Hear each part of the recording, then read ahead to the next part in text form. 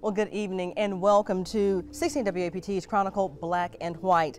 Tonight we're exploring the elephant in the room, race in Mississippi. I'm Erin Pickens. And I'm Megan West. You know, Erin, to say the least, race is complicated in Mississippi. There is no question Mississippi has had a dark history of race relations, but over the years, some say we finally have some light at the end of the tunnel. Now, in just the last few months, the state flag is one symbol that some people are rallying behind on two fronts. There is no denying Mississippi history is linked to civil rights history. They are intertwined because of the assassination of Medgar Evers, the murder of 3 civil rights activists, the riots to try and stop the first black man from enrolling at Ole Miss. Na, na, na, na. Hey, hey, hey. Goodbye. It was ironic, certainly historic at Ole Miss, the same university where 53 years before they tried to stop James Meredith from enrolling. The resolution passes, 40 votes in favor, 1 vote opposed, and no abstentions. The Student Senate decided it didn't want the state flag to fly on campus anymore because of the Confederate battle emblem on it. A lot of students do pass by here, and I feel like if it's a public institution, then everybody should feel comfortable if they pay for it. I think they'll feel better, but I think we have to move on and tackle the other problems. Residents in the Magnolia State still wrestle with the debate over a flag and what it really stands for. My thing is, that flag's part of my history. It's not going anywhere. I think that they're impeding on our right to free speech. When Haley Barbour was thinking about running for president, he had to state what he considered to be obvious truth. Segregation's indefensible. You can argue the state has traveled a great distance to correct the failures of the past. It was 41 years to the day after a group killed those 3 civil rights workers, James Chaney, Andrew Goodman, and Michael Schwerner, that the state finally got a conviction. A judge and jury handed Edgar Ray Killen 20 years for each death. It took 31 years for a court to convict Byron Della Beckwith in the Medgar Evers assassination. In Jackson, work is drawing to a close on a Mississippi History Museum and a Civil Rights History Museum that will stand side by side. As serious as it was back then, it's still as serious now. So you think there's still as much racism now as it used to be? Yes. Used to be that you wouldn't have anybody in your neighborhood of another race, if you will, and now we have next door neighbors that are the finest people that we've ever seen. And so I think it's a matter of, you know, what the individuals are doing. I don't know. We are here at the 2015 Mission Mississippi event with 22 pastors from across the country, all gathered here to talk about racial reconciliation. So we'd like to start off with the simple question: what do you hear from your own congregations about the racial divide? Well, I would say that in our congregation, we deeply believe in the need to let the Church of Jesus Christ personify what heaven will be like in the future. And so to us, it's a matter of doing all we can to reach every ethnicity, every race in our region. As racial relationships, well, we gotta live together. You know, I've lived in Mississippi all my life, and I think that race relations are, I think they're good in a way, but in some cases, you know, I think it is divisive. But there's a lot of work to be done on both sides. I think both black and white both have a lot of work to do. Not everybody knows Hispanic food, and once they meet, they try it, they may like it, they may not. And so it's the same thing with the racial relationships. I mean, you may not like what I do, but that doesn't mean that you need to hate what I do. But our church has been very resolved that yes, while there is a divide perhaps in the culture some, we're not going there, because we believe the cross of Jesus Christ tears down all the walls of racial divide in our country today. And I think there was a minister earlier who talked about his church being multi-ethnic and several. Yeah. At our church, basically, we believe we ought to be bloom where we're planted. And my community is very multi-ethnic and multicultural. So therefore, since I've been planted there, I have to meet my community needs. We have Anglos on staff at our church, Arabics on staff at our church, Hispanics on staff at our church to match our community. So I think the best way to be effective for our community is to be the church of our community. my God.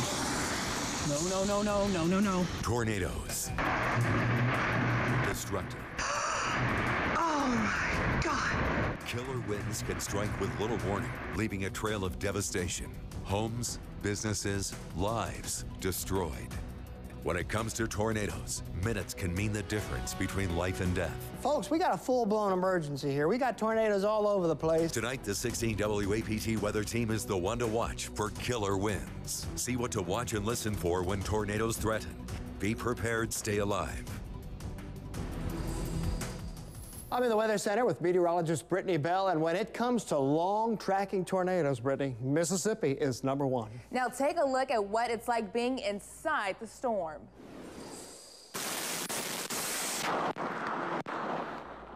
This is a rare look inside a tornado caught on a cell phone as it ripped across central Mississippi.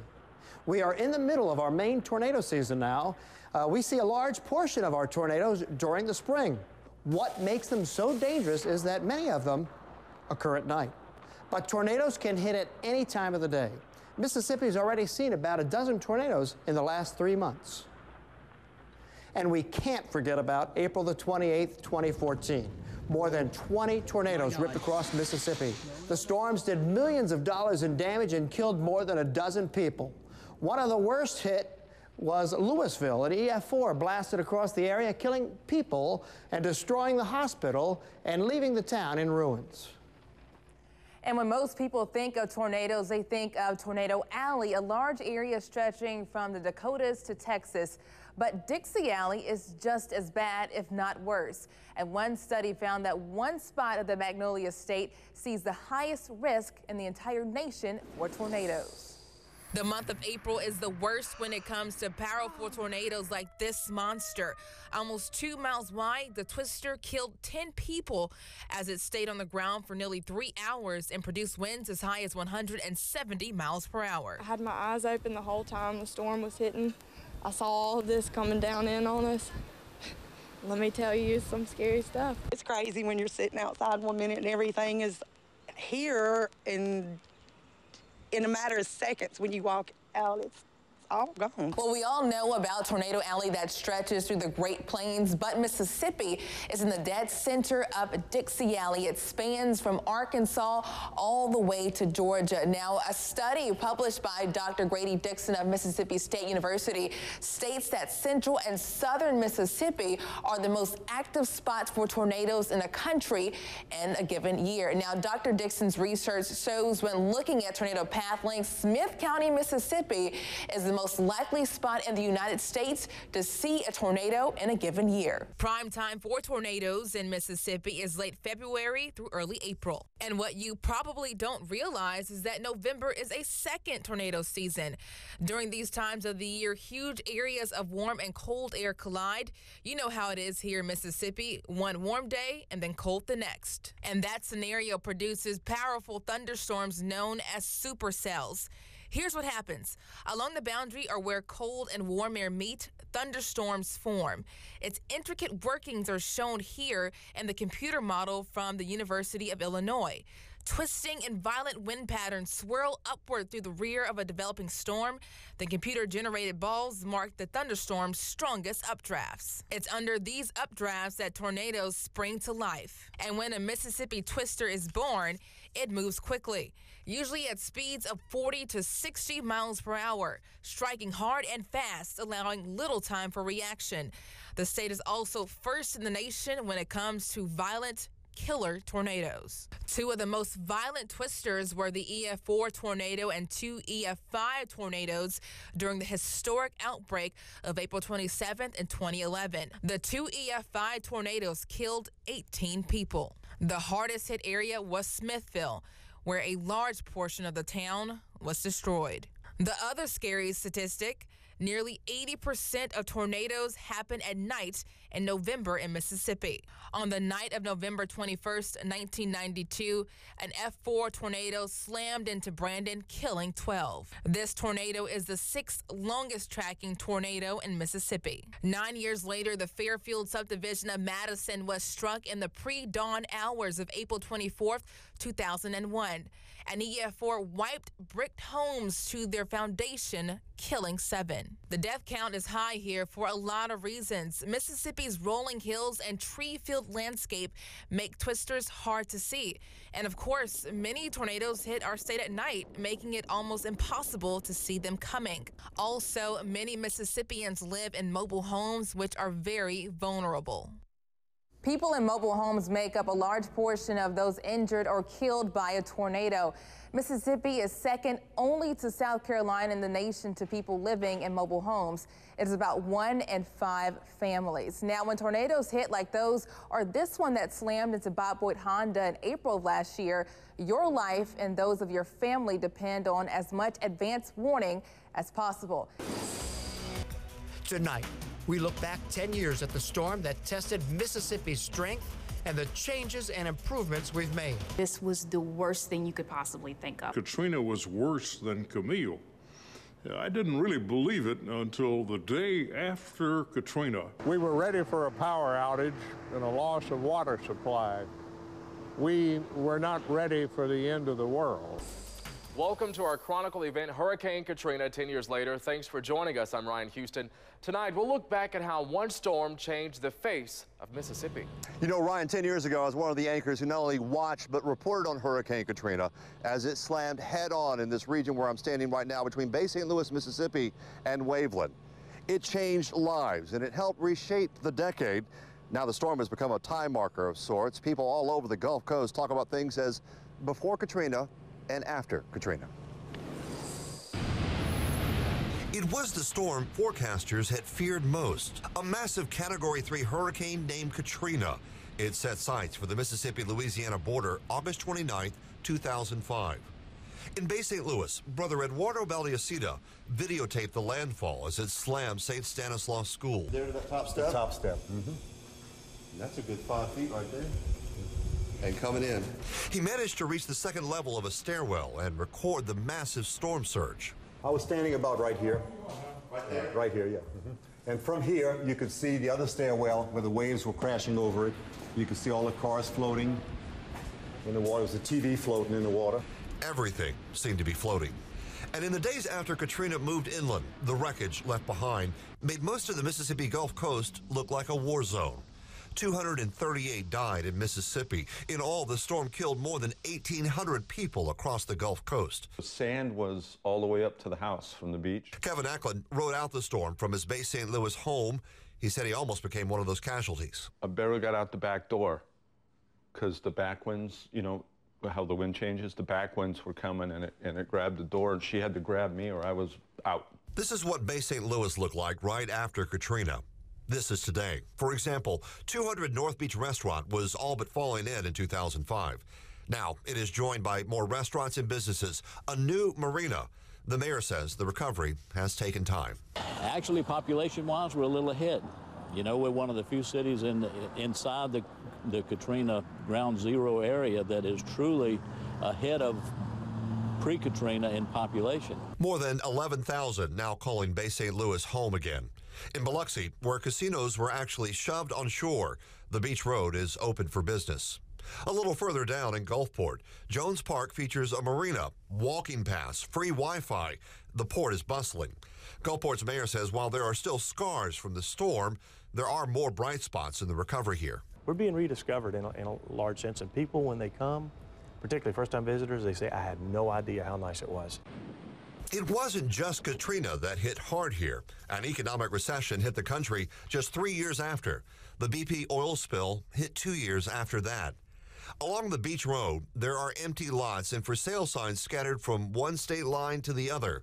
Reminders of the thousands who didn't return to their homes or couldn't afford it. 10 years later, and residents say Katrina is still having a dramatic impact on what can be redeveloped here on the Mississippi Gulf Coast. For example, on the lot where I'm standing right now, you would have to build it much higher than you did before the storm.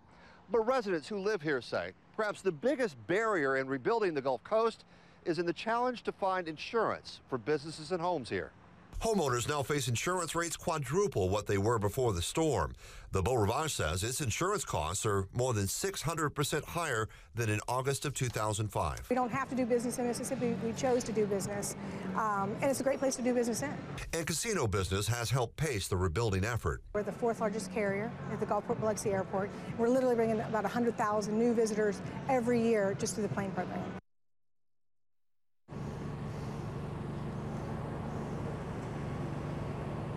Clearly, Katrina was a game changer here in Bay St. Louis. They refer to this tree right here as the angel tree because survivors actually held onto its limbs to ride out the tremendous storm surge. Authorities have tied more than 1,800 fatalities to this hurricane. 238 of those deaths were right here in this state. Real estate experts estimate total property damage from Katrina at more than $80 billion. And the federal government has sent more than $100 billion in federal aid into the Gulf Coast. It seems almost cliche to say, yet almost unanimous that this storm has been unmatched. It was the worst storm I've covered in my career by far.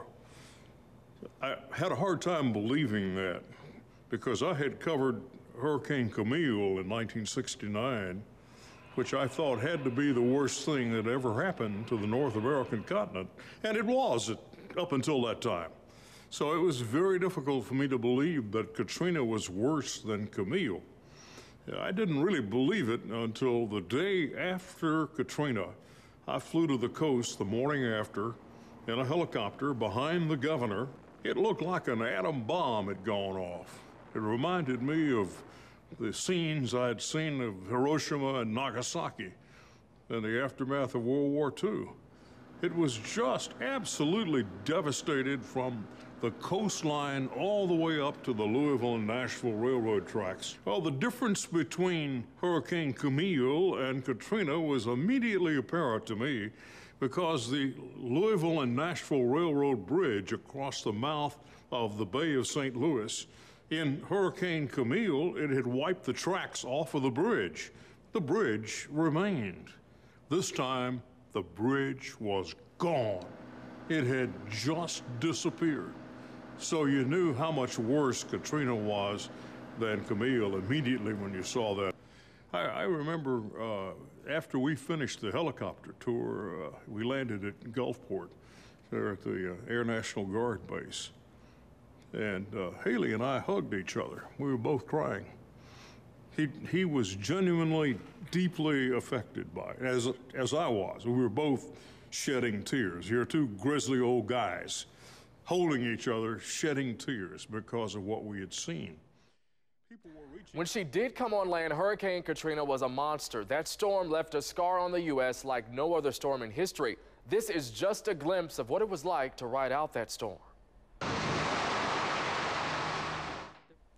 You could hear it in the amateur video we collected all over the coast. Non-stop, relentless winds. We got some video from inside the Hancock Medical Center. Emergency workers desperate with sick patients still inside. Back then, our 16 WAPT news team was on the ground at what we thought was one of the safest places to tell the story. Here's a look at just one of those moments 10 years later. Hey, Marcus, tell us what's happening. Hey, Scott, we continue to experience very strong wind here at the Comfort Inn in Ocean Spring. I want to show you what's going on at the in the roof. We've been talking about this roof that we've watched peel away throughout the morning and afternoon. You can see daylight now through the roof. And on the other side, you can still see the water in the parking lot that we were talking about earlier. And it's about halfway up to the door of that beige car there, that four-door car. Every few minutes or so, we feel that strong gust of wind like what we're feeling right now. I want to go ahead and bring you around the corner here and show you what we were trying to show you earlier. Is part of the roof is coming off here at the hotel, and you can see that window on the 3rd floor is knocked out. Lamont, let's go back in. Let's go back in real quick. It's getting real strong out here. Come back into the lobby, the main entrance here, where we don't get the wind. It isn't too strong. This is where we've been waiting this storm out. Lamont, come in. Come on in. There's actually a lot of debris coming through. So we're going to move into the lobby here. But the power is out here in the hotel. Everyone Ocean Spring residents have been here. We see a lot of kids and animals here. People here watching the news to see exactly what it is Hurricane Katrina is doing to the Gulf Coast.